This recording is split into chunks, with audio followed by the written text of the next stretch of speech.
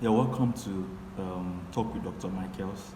And today I'm going to be talking about um, the management of stress. So it was like some days ago, um, I was the question was asked by a lady who had a very interesting, or let me say, very um, an uninteresting experience, and that experience has to do with one day she was on her way to a particular place, and then she could not remember where she was going to. Neither could she remember the path to that place. So after a while, she remembered where she was going to, but and also after a while, she also remembered the pathway to that place. Then she forgot and then remembered again. And then she felt like, oh my God, there's something wrong somewhere. So, but in the question that she asked, as you can see on the screen, she made mention of the fact that, Doctor, I am not okay. So, and then the last statement is also an important one. She said, my brain is stressed. So, the number one thing about this particular client of mine is that she she knew that she was not okay. You know that people can deny. They can be deniability. People can deny and say, "Oh, I'm okay." There's so many people that they are not okay, and psychologically, like emotionally, but they don't know who to trust. They don't know who to talk to. They are not sure that if they should open up to people, like if they should open up to people, what will people say? So there are two categories of people: people who do not agree that they are not okay. They are not aware that they are not okay. They feel that they are okay, but they are not okay. The second category of people are people who know that they are not okay, but they also do not know who to talk to, who to rely on, who to open up to. Of course, that's my work. I literally make a living from making myself available for people to just talk to, and I can listen for hours without even saying a word. So the second category of people are people who feel that they know that they are not okay. They are aware of what happened. They may not be aware of the root cause of what happened, but they know that something is happening to them, something is going on in their body. Before I go on, you are responsible for the state of your body. You need to be aware that you are responsible for the state of your body. And whatever happens in your body, you are responsible for it. That's another way of saying it. So you need to know that you cannot hold anybody responsible for how you take care of your body and for the current state of your body.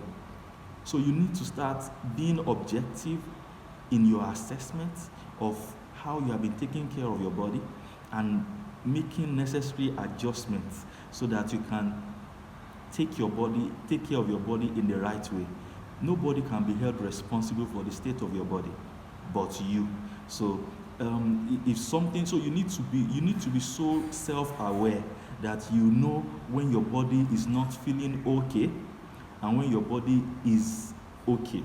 You need to know when your mind is not feeling okay and when your mind is feeling okay.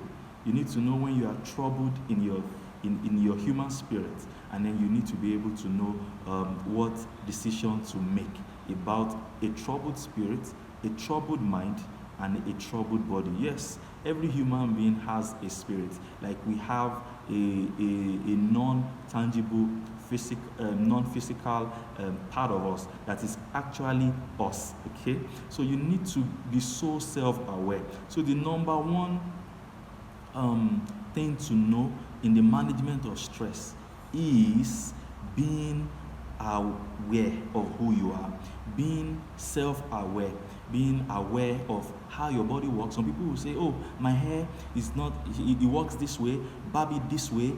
Oh, this particular cream is not good for my hair. This particular cream is not good for my skin. Oh, okay. So this particular diet, I react to it." You need to know what you react to.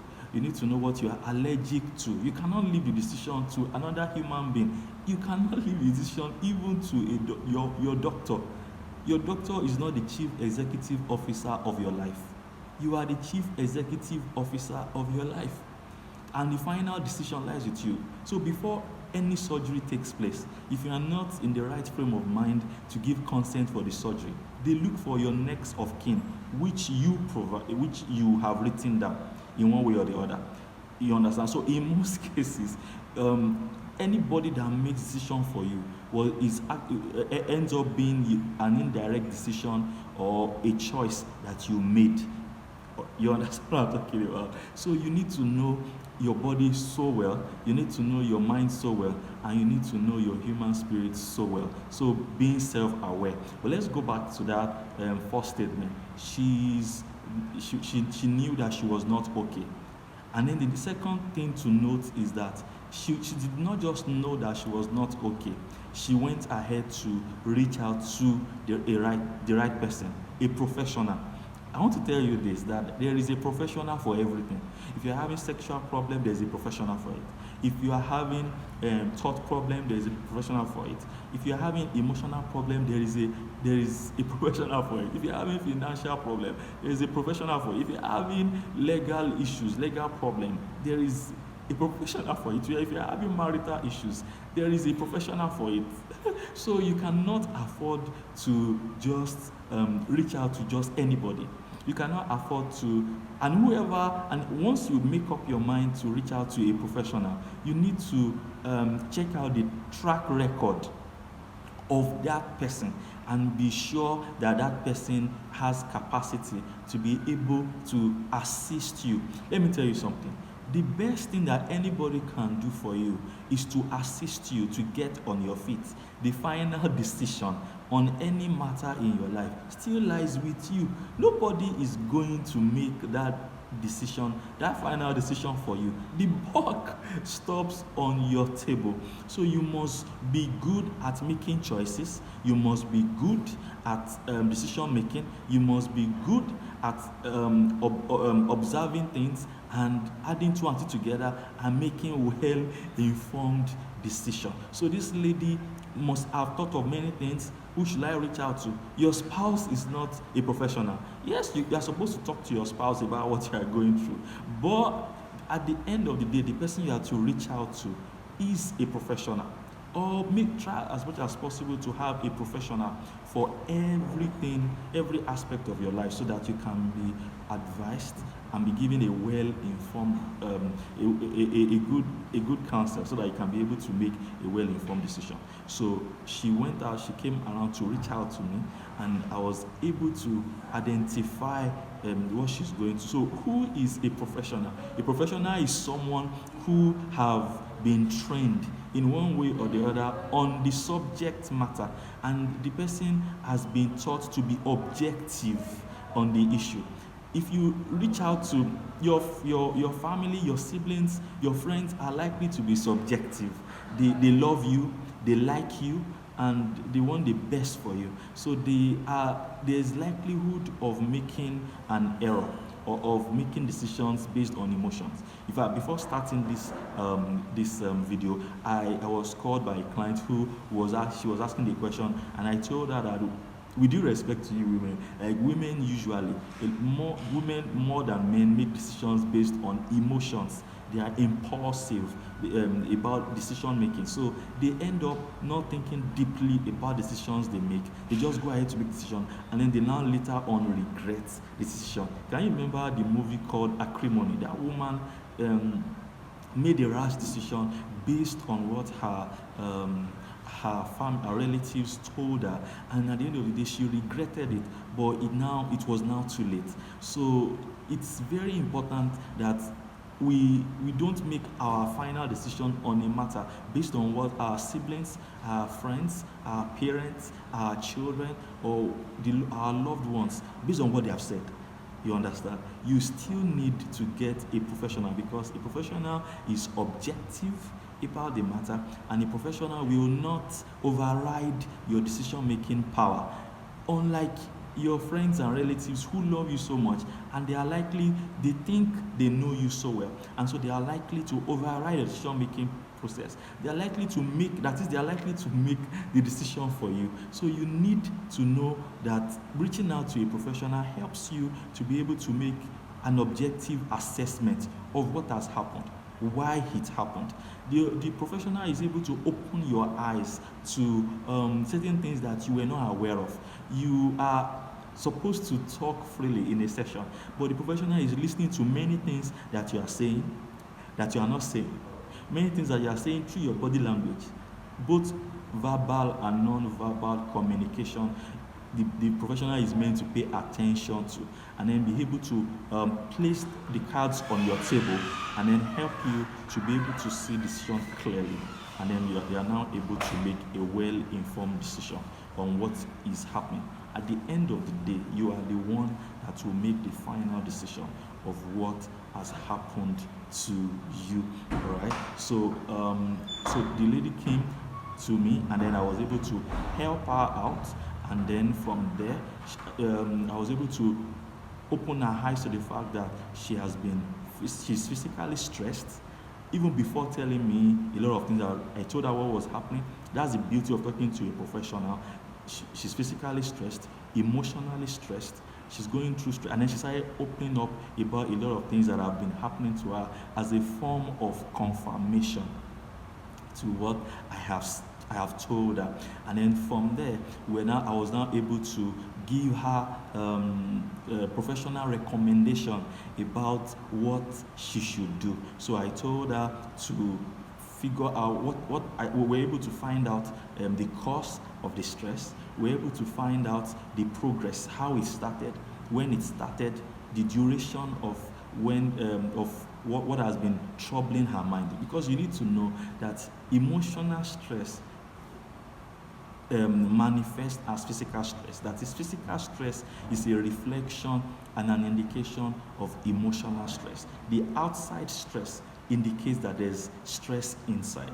So you need to so I was able to guide her in paying attention to the internal stress that she was having, and that is reflecting as physical stress. Don't forget that illnesses and health issues also result from emotional and physical stress, because once you start having emotional and physical stress, you stop eating, your body immunity, your body fighting power reduces, and you are not able to fight diseases and sicknesses, so you are vulnerable, and then from there you can't fight them, and then you are vulnerable to and susceptible to sicknesses and diseases. So you need to know that management of stress is so important. What is stressing me? What is making me to be stressed at this time? Another indication that will help you to know if you are stressed is you become negative. You start generating negative emotions at a rapid rapid rate. You constantly feel negative emotions. You shout at people, you nag at people or at your spouse, you shout at your children, your clients, you cannot maintain eye contact. You start all your weaknesses start coming out, and then you can't maintain long conversations, and the list is endless. So how did it start? And then from there, when did it start? The duration, how severe it is, how has it affected my life?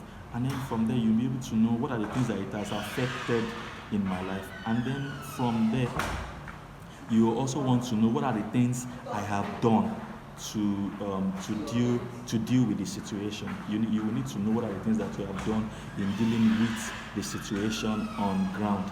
And then from there, you can now know, okay, so since you already know the cause, the cause can also be primary, can be secondary. So you need to know the primary cause. The secondary causes are always very obvious, but the primary causes are hidden. So that is why you need a professional, because a professional will help you to be able to know the primary cause of the stress. Now, stress can be defined as, or stress comes up when you have gotten yourself involved in things that you don't want to get involved in. 2, when you make decisions based on unrealistic expectations of people, and when you take actions based on the expectations of people. Don't forget that the expectations of people are subjective, they are not objective. So you cannot afford to make decisions or take actions based on the way people look at you. You need to make decisions and take actions based on what you want. And so you need to know what you want. So knowing what you want also helps you in managing your stress level. And then you are able to know what to say no to and what to say yes to. You are able to know the stressors in your life. You are able to know who is going to stress you, who is not going to stress you. You are able to know what is not going to stress you and what is going to stress you. You understand what I'm talking about? And then once you are able to identify the stressors, you are able to know what to eliminate. And then you are also able to know how to relate with the stressors. You can make affirmations like I know how to relate with Shegun. I know how to relate with Bayo. I know what to say to Bayo. I know decisions to make about this relationship, about this friendship. So affirmations really work. Then you also need to like breathe in, breathe out, breathe in, breathe out. As you do that, you will be calm, and then you will be able to make the right decision. Most importantly, as we round off, you need to take time out to rest.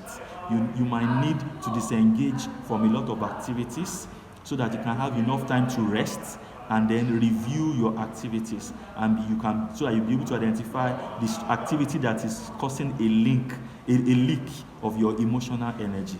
You understand? And then from there, you need to eat well. Eating well helps you a lot because there's blood glucose level increase in your brain, and then you're able to think well. So not just sleeping and resting well, but also eating well. Not just resting alone, you need to also be at rest in your mind. You might need to disengage from some friendships. You might need to disengage from a relationship so that you can be able to take pressure away from you. Then gratitude also helps you a lot. Once you live a life of gratitude, you have an attitude of gratitude on a consistent basis, on a daily basis, you will discover that you are able to take pressure off you and you are less stressed. So what is the benefit of management of stress? You are able to think well, you are able to multitask, you are able to get your goals achieved. You are able to do many things in a day. Don't forget that don't forget that how you spend your day is based on you, and you are responsible for it. So you're able to make a lot of decisions that you are proud of, and then from there, you are doing well.